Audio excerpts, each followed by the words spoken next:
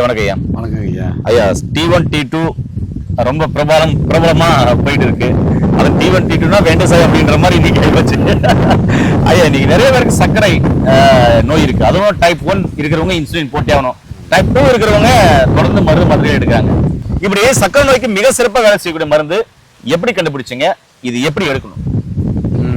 எல்லாமே நமக்கு முன்னோர்கள் சொன்னதுதான். திருவாரூர்ல நீங்க ரெக்கமெண்ட் பண்ண ஒரு தெரிஞ்சவங்க, அவங்களுக்கு 550 நம்ம. ஆனா நான் சொல்லிட்டேன், நீங்க ஏற்கனவே எடுத்துக்கிட்டு இருக்க மெடிசனோட எடுத்துக்கங்கம்மா, சடனா விடக்கூடாது அப்படின்ட்டு. ஒரு நாள் விட்டு ஒரு நாள் எடுத்துக்கிட்டு இதை கூட எடுத்துக்குங்க அப்படின்ட்டு. அவங்க ஆனா ஸ்டெப்னா தேவையே இல்லைன்ட்டு அந்த பிகினிங் ஆரம்பிச்சதுல இருந்து இப்போ 2 மாசம் ஆயிடுச்சு.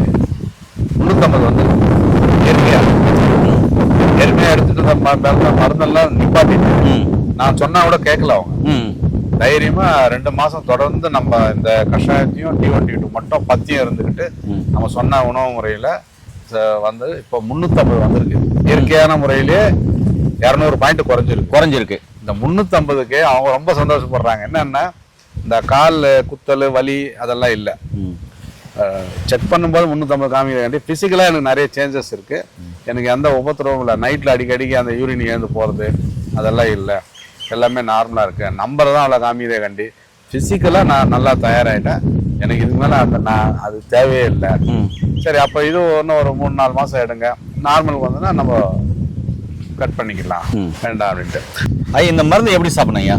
நம்ம வழக்கமாக சொல்கிறது தாங்க ஐயா. இது கஷாயம் வந்து 300 ml தண்ணிக்கு 10 கிராம் 2 டீஸ்பூன் அளவு போட்டு 100 ml சுண்டை காய்ச்சி வடிகட்டி 50 ml காலை 50 ml மாலை 2 வேளை வெறும் வயிற்றில் எடுத்துக்கங்க.